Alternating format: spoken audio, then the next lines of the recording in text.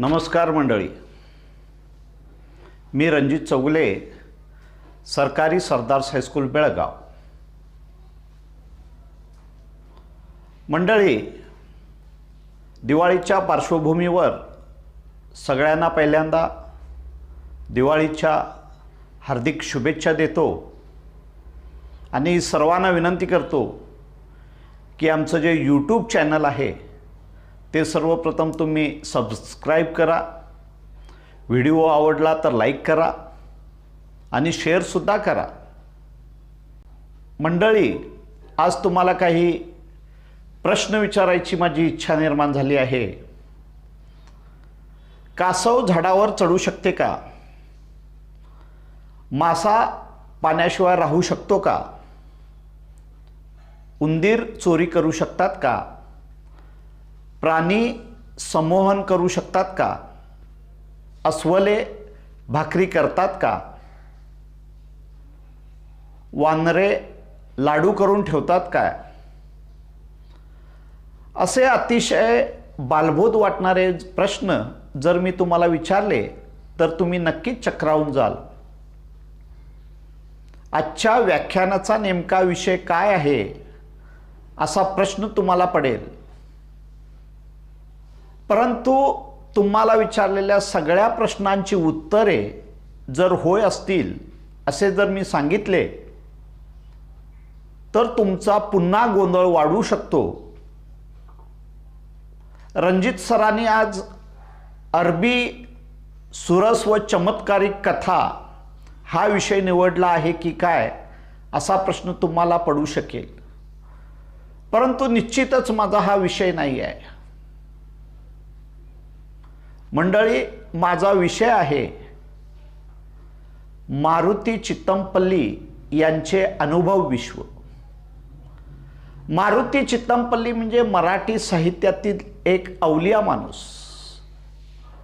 मराठी साहित्यामध्ये जंगलांचे, पशूंचे, पक्ष्यांचे, झाडांचे प्रभावी चित्रण त्याने केलेले आपणास दिसून येते। यापूर्वी मराठी साहित्यामध्ये निसर्ग पुष्कळ प्रमाणात आलेला आहे। गोनी दांडेकर, व्यंकटेश माडगुळकर यांनी थोड्याफार प्रमाणात डोंगर दऱ्यांचे, किल्ल्यांचे, पशुपक्ष्यांचे वर्णन केलेले आपणास दिसून येते। परंतु खऱ्या अर्थाने जर एखाद्या प्राण्याला, एखाद्या पक्षाला किंवा एखाद्या झाडाला नायक बनवून साहित्यामध्ये त्याला आपल्यासमोर आणण्याचं कार्य जर कोणी केलं असेल तर ते म्हणजे मारुती चित्तमपल्ली यांनी। यांच्याबद्दल सांगावं तेवढं कमीच आहे। यांना म्हणावं तरी काय? आज सगळेजण त्यांना अरण्य ऋषी म्हणून ओळखतात, परंतु ते लेखक आहेत। पुष्कळ कथा त्यांनी लिहिलेल्या आहेत। ते चांगले अनुवादक आहेत। ते कोशकार आहेत, वन्यजीव अभ्यासक आहेत। अशा अनेक बिरुदावली त्यांना देता येतील। त्यांनी वन खात्यामध्ये वनाधिकारी म्हणून जवळपास 36 वर्षे सेवा केलेली आहे।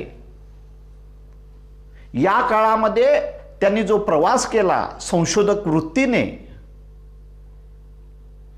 या प्रवासाची भटकंती जर मोजली तर जवळपास 5 लाख किलोमीटर प्रवास त्यांनी केला आहे। 13 भाषांचे ज्ञान त्यांना अवगत आहे। त्याद्वारे त्यांनी आदिवासी किंवा इतर जमातीशी संवाद साधत जी माहिती मिळवलेली आहे व ज्या नोंदी करून ठेवलेल्या आहेत, या नोंदींच्या नंतर त्याचं त्यांनी पुस्तकामध्ये रूपांतर केलेलं आहे। पुष्कळ गोष्टींना शास्त्रीय आधार देत पक्षीकोश, प्राणीकोश, मत्स्यकोश, वृक्षकोश अशा वेगवेगळ्या कोशांचं लेखन केलं आहे आणि अरण्य वाचनासह जवळपास 25 पुस्तके त्यांनी लिहिली आहेत। एकूण 65 वर्षाचं आयुष्य त्यांनी जंगलामध्ये घालवलेला आहे आणि आज ही व्यक्ती 90च्या आसपास आहे, तरीसुद्धा तितक्याच जोमानं ती कार्य करत असलेली आपणाला दिसते. आज या निमित्तानं तुम्हाला सर्वांच्या वतीनं 5 नोव्हेंबर हा त्यांचा जन्मदिवस, तुम्हा सर्वांच्या वतीनं मी त्यांना वाढदिवसाच्या हार्दिक शुभेच्छा देतो. आणि एक गोष्ट सांगायला मला आवडेल, 5 नोव्हेंबर हा त्यांचा जन्मदिवस आणि त्यांचे पक्षीतज्ञ गुरु डॉक्टर सलीम अली यांचा जन्मदिवस 12 नोव्हेंबर हा आहे. महाराष्ट्र सरकारनं एक अतिशय चांगला निर्णय घेतलेला आहे. 5 नोव्हेंबरपासून 12 नोव्हेंबरपर्यंत हे जे 7 दिवस आहेत, हा 7 दिवस यंदापासून पक्षी सप्ताह म्हणून सगळ्या महाराष्ट्रामध्ये साजरा केला जाणार आहे. एका वन्यजीव अभ्यासकाला याच्यापेक्षा आनंदाची दुसरी गोष्ट आहे असं मला तरी वाटत नाही. मारुती चितमपल्ली यांनी मात्र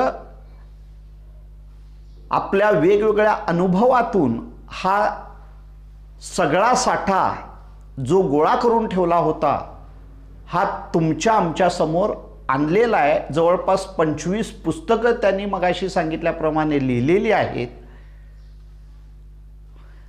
मारुती चितमपल्ली यांचा जन्म 5 नोव्हेंबर 1932 रोजी सोलापूर येथे झाला. मूळचे ते तेलुगू भाषिक, तरीसुद्धा ते ज्या प्रदेशामध्ये राहत होते त्याचा भाषिक प्रभाव त्यांच्यावर पडलेला आपणाला दिसून येतो. त्यांचे वास्तव्य जे होते ते गुजराती भाषिक किंवा गुजराती मिश्रित मराठी बोलणाऱ्यांच्या वाड्यात होते आणि त्यांचे आजोबा जे होते सोलापुरातल्या बुधवार पेठेमध्ये राहत होते.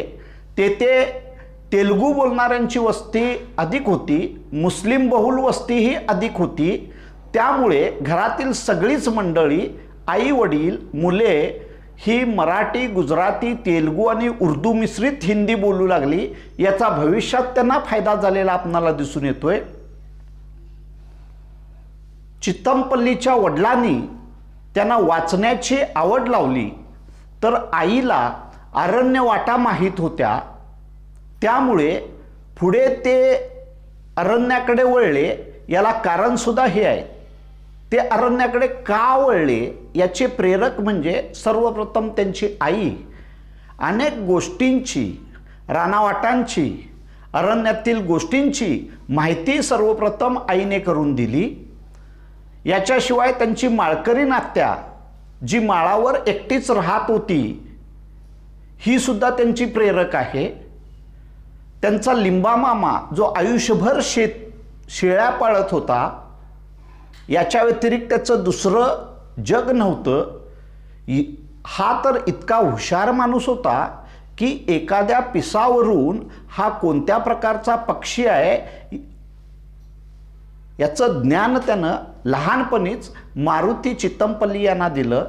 याच्याशिवाय त्यांचा दुसरा मामा हनुमंत मामा जो होता, ह्या हनुमंत मामा त्यांचा आणखी एक गुरु म्हणावा लागेल. या हनुमंत मामाचं एकच काम होतं, आयुष्यभर तो वारुळ ढुंडाळत असे आणि वारुळामध्ये तो वारुळाला टेकराज असे संबोधत असे. हा टेकराज खाल्ल्यामुळे मनुष्य दीर्घायुष्य होतो असा त्याचा विश्वास होता आणि वारुळामध्ये अशा प्रकारचा एखादा साप सापडेल की ज्याच्यामुळे परिसासारखं तो काम करेल आणि सगळ्या वस्तू सोनं होतील, अशी त्याची एक अंधश्रद्धा होती आणि त्याच्यावरच तो पुष्कळ वारुळ शोधत असे. म्हणजे अशी जी मंडळी आहेत, ही अशी मंडळी लहानपणापासून मारुती चितमपल्लींच्या मनावर संस्कार करत गेली आणि आईने लहानपणी त्यांना सांगितलेली एक गोष्ट जी होती ती खूप त्यांना प्रभावित करून गेली की भीम जो होता महाभारतातील, हा भीम आयुष्यभर हरणाची शिकार करत असे, परंतु या भीमाचा मृत्यूसुद्धा हरणासारखा तडफडत झाला आहे. ही गोष्ट त्यानं आयुष्यभर लक्षात ठेवली. आईला पुष्कळ पशुपक्ष्यांची माहिती होती. चंडोल उर्फ माळ चिमणी, कोकिळा उर्फ कोयाळ, सात बहिणी उर्फ बोलांड्या, लावा उर्फ भुरगुंजा अशी कितीतरी नावं त्यांना आईकडून ऐकायला मिळाली. हरणाच्या नराला काळवीट म्हणतात किंवा लांडग्याच्या मादीला लासी असं म्हणतात. हा नर आणि मादीतला फरक आईनेच चित्तमपल्लींना शिकवला. माळढोक हे नाव सुद्धा पहिल्यांदा त्यांनी आईकडूनच ऐकलं होतं. चित्तमपल्लींचं प्राथमिक आणि माध्यमिक शिक्षण जे होतं ते सोलापूरमध्येच झालं आणि सोलापूरमध्ये 5वी पासून 11वी पर्यंत शिक्षण त्यांनी स्कॉलरशिपवर घेतलं. त्यावेळेला त्यांना 10 रुपये स्कॉलरशिप किंवा शिष्यवृत्ती मिळत असे. सोलापूरच्या TM पोरे विद्यालयात प्राथमिक तर नॉर्थकोट टेक्निकल स्कूलमध्ये त्यांनी माध्यमिक शिक्षण पूर्ण केलेलं आपणाला दिसून येते. त्यानंतर ते फर्ग्युसन महाविद्यालयामध्ये आले. दयानंद महाविद्यालयामध्ये अगोदर त्यांनी सोलापुरातील इंटरमिजिएट परीक्षा दिली आणि तिथून उत्तीर्ण झाल्यानंतर पुण्यामध्ये फर्ग्युसन महाविद्यालयात आले. परंतु या महाविद्यालयामध्ये शिकत असताना स्वतःच्या प्रगतीबाबत ते साशंक होते. आपण उत्तीर्ण होऊ की नाही याचा विचार करूनच ते कॉलेजमध्ये प्रवेश घेताना त्यांना अंधुकशी अशी भीती वाटू लागली की आपण उत्तीर्ण होणार नाही. आणि त्याच वेळेला फर्ग्युसन महाविद्यालयामध्ये वनाधिकारी होण्यासंबंधी जाहिरात लावण्यात आली होती. ही जाहिरात वाचून त्यांनी अर्ज केला आणि त्यानंतर त्या ठिकाणी सोलापूरचे एक वनक्षेत्रपाल होते पुण्यामध्ये, MD गाडगीळ यांनी त्यांना मार्गदर्शन केलं. त्या ठिकाणी चित्तमपल्ली त्यांना भेटण्यासाठी गेले होते. लेखी परीक्षा, पूर्वतयारी याबाबत मार्गदर्शन केलं. शिवाय 16 मैल तुला धावावं लागणार आहे याची सुद्धा माहिती दिली. आणि 16 मैल धावण्यात नंतर चित्तमपल्ली पहिला आले ही गोष्ट वेगळी. तर अतिशय गंभीरपणे त्यांनी या परीक्षा दिल्या आणि त्यामध्ये निवड झाल्यानंतर southern forest rangers college Coimbatore येथे वनक्षेत्रपाल पदवीसाठी त्यांना प्रवेश मिळाला आणि 1958 ते 60 या कालावधीत त्यांनी वनक्षेत्रपाल पदवीचे शिक्षण पूर्ण केले. या ठिकाणी जी वुड्सची समाधी आहे या वुड्सच्या समाधीनं त्यांना खऱ्या अर्थाने प्रेरित केलेलं आपणाला दिसतंय. याच्यानंतर सातारा जिल्ह्यातील ढेबेवाडी किंवा पश्चिम महाराष्ट्र किंवा गोंदिया, भंडारा असे वेगवेगळ्या ठिकाणी नोकरी करीत खऱ्या अर्थाने ते जर रमले असतील तर ते मात्र विदर्भ आणि नागपूरमधील जंगल परिसरामध्ये ते रम्मान झाले आणि त्या ठिकाणीच खऱ्या अर्थानं त्यांना पक्षीतज्ञ व निसर्गलेखक ही ओळख मिळालेली आपणाला दिसून येते. नागपूर विदर्भ हा परिसर म्हणजे त्यांची कर्मभूमी ठरलेली आपणाला दिसून येते. जवळपास 36 वर्ष त्यांनी वनाधिकारी म्हणून काम केलं, परंतु ते पटडीबाज वनाधिकारी झाले नाहीत. नोकरीच्या निमित्तानं त्यांनी जंगल, निसर्ग अत्यंत जवळून जाणून घेतला. याच्याशिवाय आत्मीयतेने समजून घेतला आणि नुसतं स्वतःपुरतं समजून घेतलं नाही तर हा अनुभव सोप्या आणि मराठीमध्ये सगळे अनुभव त्यांनी सोप्या मराठीमध्ये शब्दबद्ध केलेले आपणाला दिसून येतात. आणि त्यामुळेच आजकाल जो कोणी मारुती चित्तमपल्लींचं लेखन वाचतोय तो नक्कीच त्यांच्या प्रेमात पडलेला आपणाला दिसून येतोय. जो एकदा असा त्यांचं लेखन वाचला की तो त्यांचा झालेला आपणाला दिसून येतोय. मारुती चित्तमपल्लींचा अनुभव विश्व असा माझा आजचा विषय आहे. यामध्ये साधारणतः 4 भाग करता येतील. एक म्हणजे मारुती चित्तमपल्ली यांनी चित्रित केलेलं प्राण्यांचं किंवा पशूंचं चित्रण.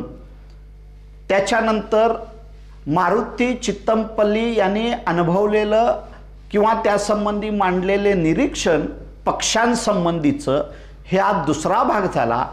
तिसरा भाग म्हणजे मारुती चित्तमपल्ली यांनी वेगवेगळ्या वनस्पती किंवा वेलींचं निरीक्षण करून जे आपले अनुभव मांडलेले आहेत, निरीक्षणं मांडलेली आहेत, हा तिसरा भाग.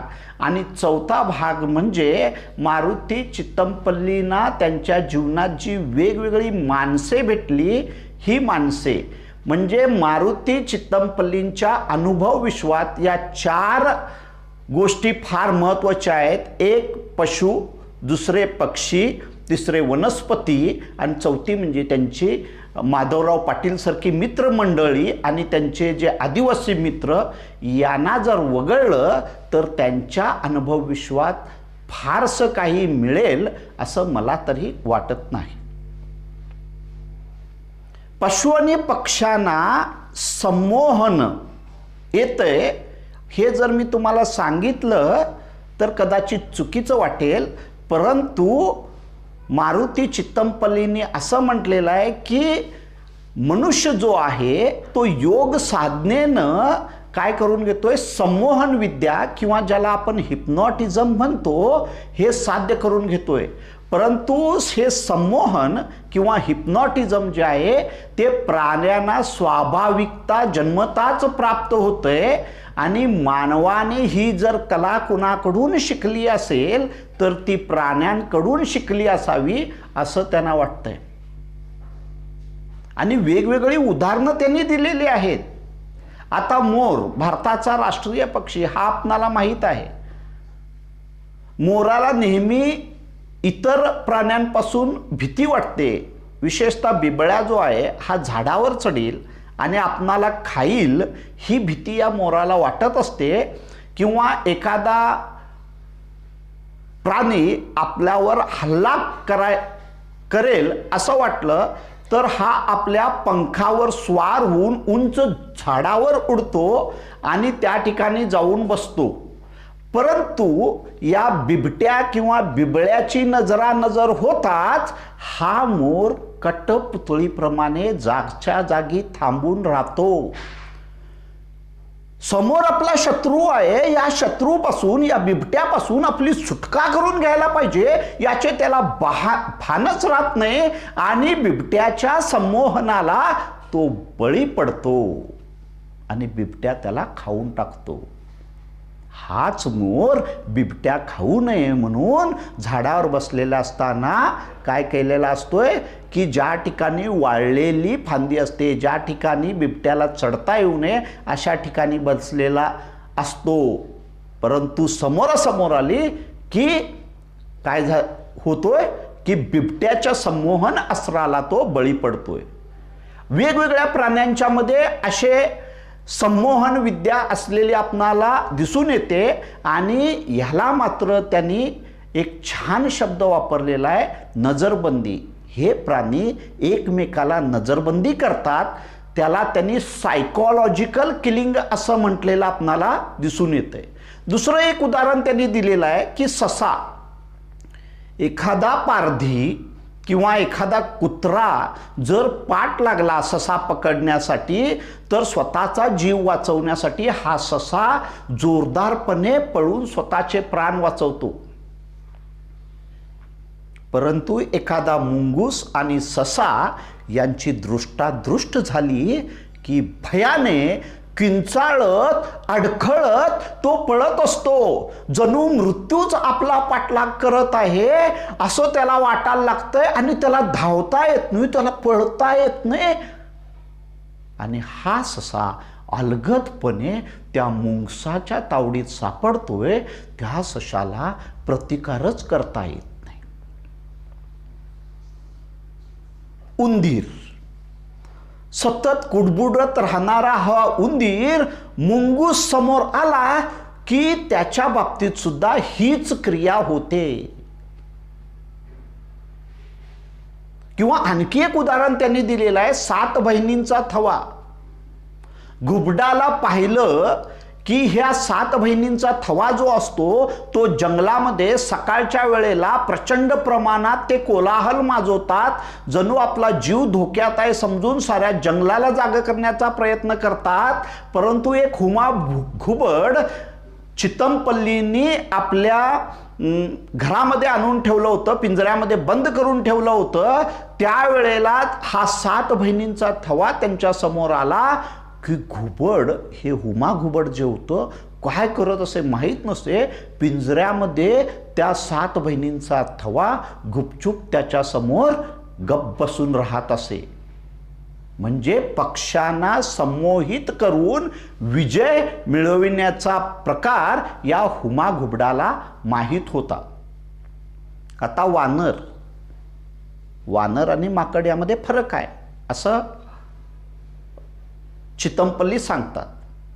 पुष्कळ वेळेला वाघ आपली शिकार करण्यासाठी वानरांचा कळप ज्या झाडावर बसलेला आहे त्या ठिकाणी येतो. इतर ठिकाणी शिकार मिळाली नाही तर वानराला खाण्यासाठी, आपली भूक शमविण्यासाठी हा वाघ त्या ठिकाणी येतो.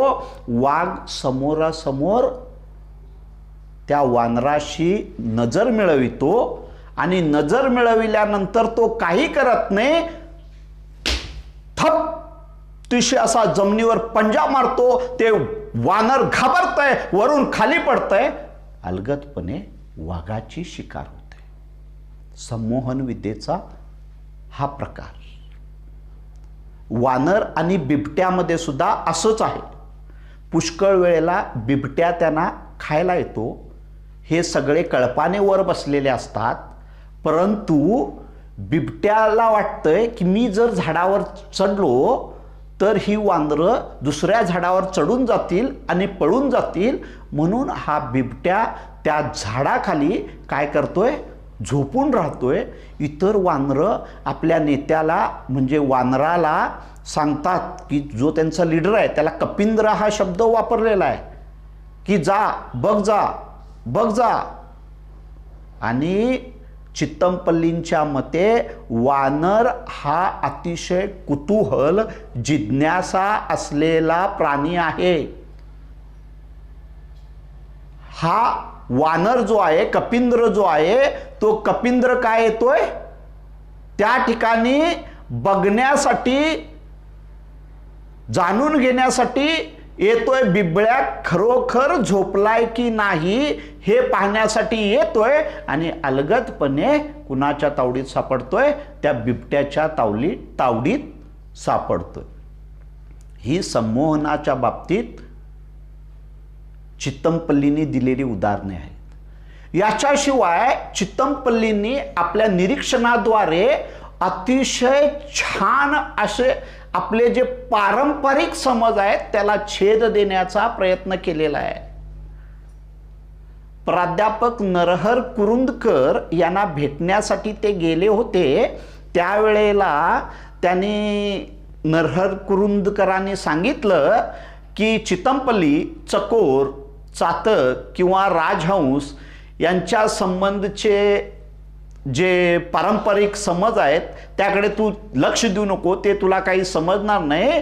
परंतु चित्तमपल्लींनी सांगितलं, सर याच्यामध्ये थोडं तथ्य आहे आणि बऱ्याच गोष्टी तथ्य नाही आहेत, परंतु काहीतरी असे ना तो भाग त्याच्याशी निगडीत असलेला दिसतोय. आपल्याकडे काय आहे, चकोर पक्षी जो आहे, हा चकोर पक्षी शरद ऋतूतील चांदण्याच्या प्रकाशामध्ये जे अमृतकण असतात त्या अमृतकणाचे सेवन करतो असं सांगितलेलं आहे. ज्ञानेश्वरीमध्ये सुद्धा उल्लेख आलेला आहे, जैसे शारदेची चंद्रकळे माझी अमृतकण कोवळे ते वेचिते मने मवाळे चकोरा तलगे. चकोरा तलगे म्हणजे चकोराचं लहान पिल्लू.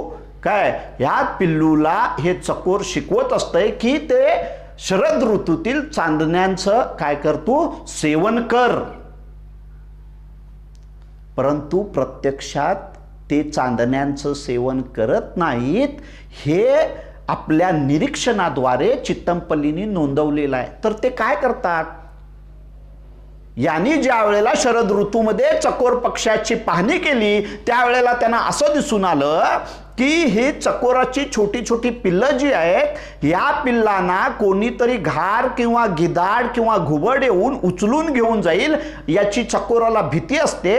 म्हणून चकोर काय करतोय की ही वाळवी जी असते पांढरी वाळवी, ही पांढरी वाळवी पौष्टिक असते, ते तुम्ही खावा, त्यामुळे तुमची वाढ लवकर होईल आणि शत्रूपासून तुमचं रक्षण होईल असं चकोराला वाटत असतंय.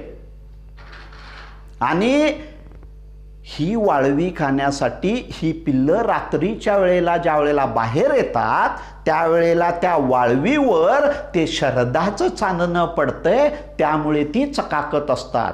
लोकांना मात्र वाटतंय की ही काय करालेत, शरद ऋतूतील चांदण्याचं सेवन कराले. दुसरी गोष्ट या ठिकाणी सांगितलेली आहे की आपल्याकडे चातक पक्षी जो असतो, हा चातक पक्षी डायरेक्ट आकाशातून पडणारा जो पाऊस असतो त्या पावसाकडे चोच करतो आणि ते पावसाचं पाणी पितो. परंतु चितमपल्ली सांगतात असं नाही. हे चातक पक्षी जे आहेत, हे चातक पक्षी आफ्रिकेतून येतात, पावसाचे संकेत ते देत असतात. याच्यावरून आपण पावसाचा अंदाज बांधू शकतो. हे उशिराने भारतामध्ये आले की पाऊस उशिरा येणार आहे, ते लवकर आले की पाऊस लवकर येणार आहे. पिऊ पिऊ असा आवाज काढून ते संकेत देतात.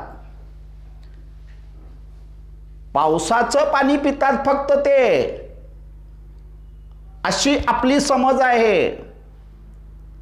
परंतु प्रत्यक्षात चितमपल्लींनी सांगितलेलं आहे पावसाचं पाणी ते पितात. हे बरोबर असलं तरी डायरेक्ट चोच करून पित नाहीत, तर झाडाच्या पानावर ज्या वेळेला ते पाणी पडतंय त्यावेळेला जे पाणी ओघळून खाली येत असतंय ते पाणी हे चातक पक्षी काय करत असतात, पित असतात. आणि ज्या वेळेला पाऊस नसतो त्यावेळेला हे चातक पक्षी काय पितात याचा खुलासा सुद्धा त्यांनी केलेला आहे. ज्या वेळेला पाऊस नसतो त्यावेळेला कमळाचं फूल जे असेल किंवा इतर पानावर पडलेलं जे दवबिंदू असतात ते दवबिंदू पिऊन आपली तृष्णा हे चातक पक्षी भागवत असतात. परंतु जमिनीवरचं पाणी ते कधीच पित नाही. हा दुसरा पारंपरिक समज. तिसरा पारंपरिक समज, याच्यावरून एक मराठीमध्ये वाक्प्रचार सुद्धा आलेला आपल्याला दिसून येतो. राजहंस पक्षी. आपल्याकडे समज कसा आहे, राजहंस पक्षी जो आहे तो दूध वेगळं करतोय, पाणी वेगळं करतोय आणि फक्त दूध एवढंच पितोय. निरक्षीर विवेक असा वाक्प्रचार सुद्धा आपल्याकडे मराठीमध्ये असलेला आपल्याला दिसून येतो.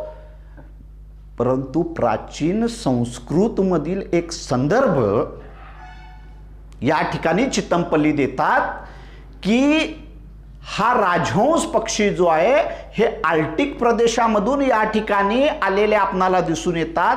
आणि हे राजहंस पक्षी जे आहेत हे काय करतात तर पाणी किंवा दलदल ज्या ठिकाणी आहे त्या ठिकाणी जे कमळ फूल असतंय त्या कमळ फुलाचा देठ जो पाण्याखाली असतो त्या देठामध्ये पांढरा रस जो आहे तो पांढरा रस देठ चिरतात आणि त्यातील पांढरा रस एवढाच शोषून घेतात. चहूकडे पाणी आहे आणि त्या देठातील पांढरा रस ते शोषून घेतात. परंतु प्रत्यक्षात मात्र संत वाङ्मयात मात्र सगळे संदर्भ बदलून चित्रण आलेलं आहे असं चितमपल्ली सांगतात. हे जे प्राणी आहेत किंवा हे जे पक्षी आहेत या प्राण्या किंवा पक्ष्याकडून पावसाचे संकेत सुद्धा आपणाला मिळतात असं चितमपल्ली सांगतात. आता पावसाचे संकेत कसे मिळतात हे आपण जाणून घेऊया. चातक पक्षी जो आहे हा चातक पक्षी आफ्रिकेतून 7 किंवा 8च्या कल्पाने ते येतात आणि सर्वप्रथम पाऊस येण्याचे संकेत ते देतात. पावसाची चाहूल त्यांना लागते. पाऊस वेळेवर येणार असेल तर ते लवकर येतात आणि पाऊस उशिरा येणार असेल तर त्यांचे आगमन उशिरा होते. भारतामध्ये आढळणारा आणखी एक पक्ष्याचं उदाहरण ते देतात, पावशा पक्षी. आता पावसाळ्यावरूनच त्याचं नाव पावशा पडला असावं. हा पावशा पक्षी पेरतेवा असे ओरडू लागला की जुन्या काळामध्ये शेतकरी नांगरणीची किंवा मशागतीची कामे सुरू करत असे. जणू काय पेरणी करा असे सुचवण्यासाठीच हा पावशा पक्षी ओरडत असावा. यानंतर तित्तीर पक्ष्यांचा थवा माळरानावर येऊन त्यांचा गडबडगुंडा सुरू झाला की पाऊस येणार हे समजावे असं चितमपल्ली सांगतात. कावळ्याला आपण फारशी किंमत देत नाही, परंतु पावसाच्या बाबतीमध्ये अंदाज वर्तवण्यामध्ये कावळ्याचं जी निरीक्षणं केलेली आहेत ही निरीक्षणं अत्यंत आश्चर्यकारक आहेत आणि पुष्कळ संस्कृत ग्रंथामध्ये सुद्धा याचे उल्लेख आहेत असे चितमपल्ली सांगतात.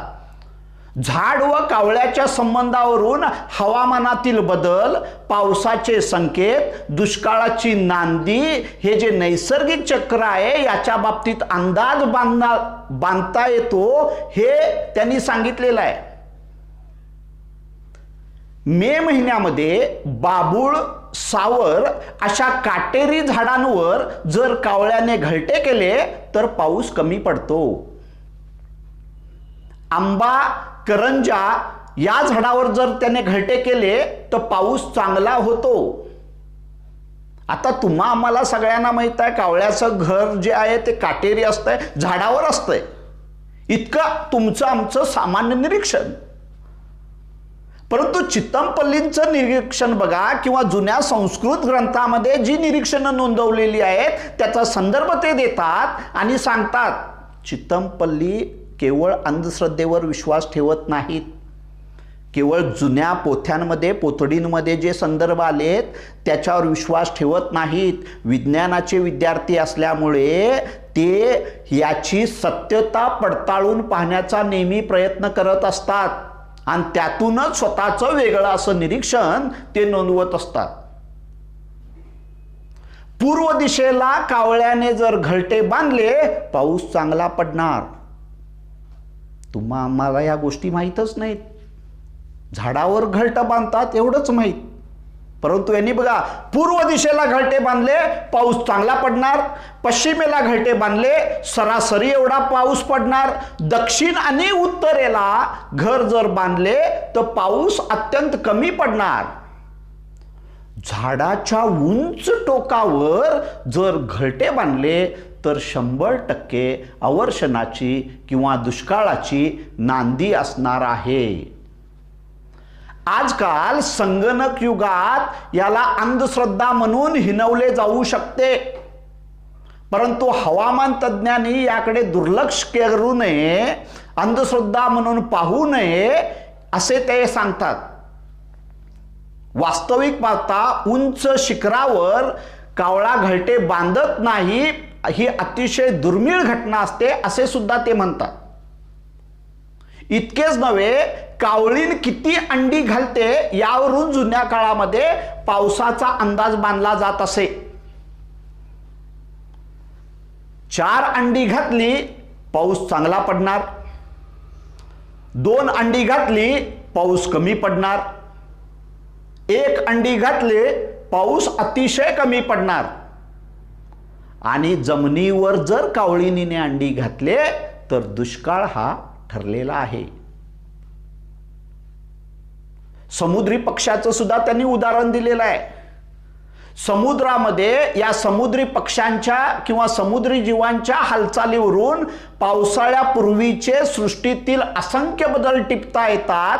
समुद्राकडे राहणारे वादळी पक्षी किनाऱ्याकडे येऊ लागले की पाऊस पडणार हे ओळखावे, कारण त्याच्या पाठीमागून वादळ येत असतंय हे सुद्धा आपण समजू शकतो.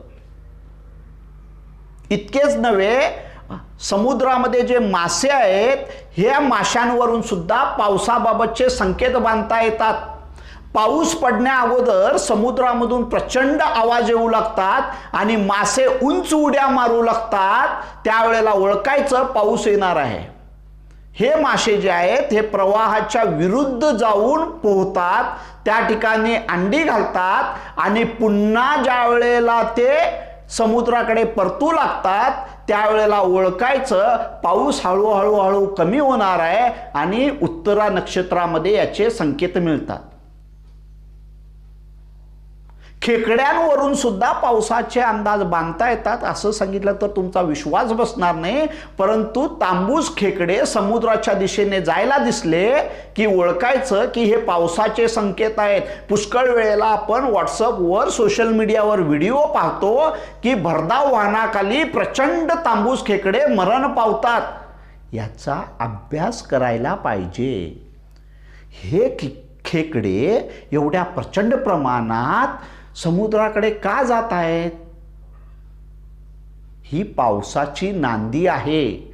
मगाशी सांगितल्याप्रमाणे कदाचित अंधश्रद्धा म्हणून हिनवले जाऊ शकते, परंतु आज मला सांगा, चितमपल्ली म्हणतात की पाऊस केव्हा येणार आणि केव्हा जाणार हे हवामान तज्ञही छाती ठोकपणे सांगू शकत नाहीत, परंतु पक्षी आणि प्राण्यांच्या हालचालीवरून या संबंधी संकेत पाळता येतात असं त्यांचं मत आहे. मगाशी सांगितल्याप्रमाणे मासे जे आहेत, मासे प्रवाहाच्या विरुद्ध जाऊन अंडी घालतात आणि या अंड्यातून ज्या वेळेला पिल्लं येतात त्यावेळेला ती पिल्लं मोठी झाली की पाऊस जसा कमी होणार आहे तसं ते पाण्याच्या प्रवाहाबरोबर समुद्रामध्ये येऊन मिळतात. अहो, मासे सोडा, मुंग्यावरून सुद्धा पावसाचा अंदाज बांधता येतो हे चितमपल्लींनी सांगितलेलं आहे.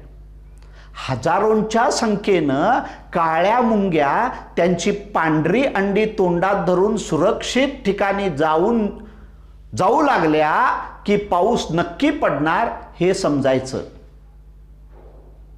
वाळवी किंवा त्याला उधई असा शब्द सुद्धा त्यांनी वापरला आहे. ही वाळवी, झाडे पोखरणाऱ्या वाळवी यांना विशेषतः पंख फुटत नाहीत, परंतु वारुळातून या उथईचे किंवा वाळवीचे थवेच्या थवे बाहेर येऊ लागले की पावसाचे आगमन लवकर होते. कारण पावसाळ्यामुळे प्रजननासाठी वाळवीचे पंख फुटलेले थवे एकमेकाशी समागम करतात आणि नंतरच्या पिढ्या ज्या तयार होतात त्या जंगलामध्ये वारुळे तयार करतात असं निरीक्षण चितमपल्लींचं आहे. बिळात राहणारे प्राणी सुद्धा, हे सरपटणारे जीव जे बिळामध्ये राहतात, हे सुद्धा ज्या वेळेला बिळामध्ये पाणी जाईल मधून भीतीने बाहेर पडू लागतात त्यावेळेला ओळखायचं की ही पावसाची चाहूल आहे. पाऊस केव्हा आणि किती पडणार हे सांगणारी पशुपक्ष्यांच्या प्रजाती आज धोक्यात आल्या आहेत. समुद्राचं पाणी दूषित होत आहे, जंगलाची प्रचंड प्रमाणात तोड होत आहे, वाघाच्या मोठ्या प्रमाणात शिकारी केल्या जात आहेत. हे सगळं कुठंतरी थांबलं पाहिजे असं चितमपल्लींना वाटतंय. पाऊस सुरू झाला की मोर नाचायला लागतो असं आपणाला वाटतंय आणि बऱ्याच प्रमाणात हे तथ्य आहे. मोर नाची म्हणून जंगलामध्ये जागा असते, या ठिकाणी हजारो शेकडो मोर एकत्र येतात आणि त्या ठिकाणी एक रिंगण करतात आणि पिसारा फुलवून नाचू लागतात. या ठिकाणी जो नर असेल त्याच्यावर मोरनी किंवा लांडोर भाळतात आणि त्या ठिकाणी नंतर त्यांचा समागम होऊन हे लांडोर दूर निघून जाते अंडी घालण्यासाठी. हा सुद्धा पूर्व संकेत आहे. आम्ही बरेच लोक मासे आवडीने खातो, त्याचं फारसं निरीक्षण आम्ही करत नाही, परंतु माशावरून सुद्धा पाऊस पडतो का याचा अंदाज बांधता येतो हे चितमपल्लींचं निरीक्षण आहे. सावळा नावाचा एक माशाचं त्यांनी उदाहरण दिलेलं आहे. या सावळा नावाच्या माशाच्या पोटातील अंडकोशावर पावसाच्या 9 नक्षत्रांच्या खुणा असतात. मूलतः त्यांचा रंग जो असतो तो काळा असतो, परंतु तो तांबडा असेल तर पाऊस चांगला पडतो असं चितमपल्ली म्हणतात. झाडांवरून सुद्धा पावसाचे संकेत मिळतात. घ्या, ह्या माणसाबद्दल काय काय आपण सांगायचं मगाशी सांगितल्याप्रमाणे हे पशु तज्ज्ञ आहेत, पक्षी तज्ज्ञ आहेत, झाडं तज्ज्ञ आहेत. आता झाडांवरून पावसाचा अंदाज. गोडंबा म्हणजे बिब्याच्या झाडाला जर बहर आला तर ओळखायचं हे दुष्काळाचे संकेत आहेत. खैर व शमीच्या झाडाला फुलोरा आल्यास पाऊस कमी पडतो. कवठाच्या झाडाला जर फुलांचा बहर आल्यास वादळ वाऱ्याचे संकेत मिळतात. बिचूल किंवा कुटजा या झाडांना जर बहर आल्यास अतिवृष्टीचे संकेत मिळतात. इतकंच कशाला, आजूबाजूला आपल्या परिसरामध्ये जिथं मोकळ्या जागा आहेत किंवा आपलं जे गार्डन आहे, बगीचा आहे, या ठिकाणी असंख्य वेली असतात. या वेलींचे जे बारीक तंतू आहेत हे काटकोनात सरळ रेषेत उभे राहताना दिसू लागले तर पाऊस चांगला होणार असं आपण समजायचं. परंतु हे सगळं समजण्यासाठी आपली नजर तरबेज पाहिजे असं चित्तमपल्ली म्हणतात. हवामान तज्ज्ञांनी आधुनिक तंत्रज्ञानावर अवलंबून राहावंच. याच्याशिवाय आपल्या परिसरामध्ये जे काही बदल होत आहेत या बदलांवर सुद्धा बारीक नजर त्यांनी ठेवली पाहिजे. जंगलाचं नियंत्रण करणारे जे अधिकारी आहेत या अधिकाऱ्यांनी सुद्धा जाणीवपूर्वक बदलाचा अभ्यास केला पाहिजे असं ते म्हणतात. हे सगळं पावसाच्या पूर्वसंकेताबद्दल झालं. आता दुष्काळाची जाणीव होते कशी त्यांना? वानर जे आहेत या वानरांना सुद्धा दुष्काळाची जाणीव होते आणि म्हणून ही वानरं जी आहेत, मगाशी तुम्हाला प्रश्न विचारला होता व्याख्यानाच्या सुरुवातीला, वानरं लाडू बांधतात काय? होय, वानरं 2 प्रकारचे लाडू बांधतात. एक तहान लाडू आणि दुसरा भूक लाडू. ही वानरं काय करतात, आपण जी पानं, फळं, फुलं खातो त्याचा चोथा करून त्यामध्ये मध मिसळून ते काय करतात, गोळा करून ठेवतात. म्हणजे त्याचे छोटे छोटे लाडू बनतात आणि ते आपल्या पिल्लांना भविष्यात जो दुष्काळ येऊ लागलेला आहे या दुष्काळाचा सामना करण्यासाठी हे सगळे लाडू तयार करून झाडाच्या ढोलीत पिल्लांसाठी तयार करून ठेवतात. आणि यानंतर जे अन्न आहे ते अन्न कमी पडू नये याच्यासाठी ही जी म्हातारी वानरे आहेत ही म्हातारी वानरे एकत्र बसतात आणि एकमेकाच्या गळ्यामध्ये हात घालून 1 मिनिटाच्या आत, आम्ही क्रिकेटच्या मॅचेस सध्या बघत आहोत, या क्रिकेटच्या मॅचेसमध्ये एक संघ क्षमता दाखवण्यासाठी सगळे खेळाडू एकत्र एकमेकांच्या गळ्यामध्ये हात घालतात. तशा पद्धतीनं ही म्हातारी वानरे एकमेकाच्या गळ्यामध्ये हात घालतात आणि 1 मिनिटाच्या आत सामूहिक जीव देतात. क्षणार्धात त्यांचा जीव जातो. दुष्काळामध्ये नवीन पिढीने जगावे हा त्यांचा यामागचा उद्देश असतो. निसर्गाचा चमत्कार याचा तुम्ही आम्ही कधी विचारच केलेला नसतो. हरिणी, पाऊस येणार नसेल तर विणीच्या काळात हरिणी पिल्लांना जन्मच देत नाही. बघा, दुष्काळाचं संकेत या हरिणीला मिळाले की विणीचा तिचा काळ असतोय परंतु ती पिल्लांना जन्म देत नाही. वाघीण, दुष्काळाचे संकेत मिळाले तर गर्भवती वाघिणीने डायस्कोरियाचे कंद खाऊन, लक्षात घ्या, मारुती चित्तमपल्ली यांचं हे स्वतःचं निरीक्षण आहे. ज्या वेळेला दुष्काळाचे संकेत मिळाले त्यावेळेला एका गर्भवती वाघिणीने जंगलामध्ये असणाऱ्या डायस्कोरियाचे कंद खाऊन गर्भपात करून घेतला आणि हे कोरकू स्त्रियांनी त्यांना दाखवलं होतं आणि कोरकू स्त्रिया सुद्धा हे कंद खाऊन गर्भपात करून घेतात.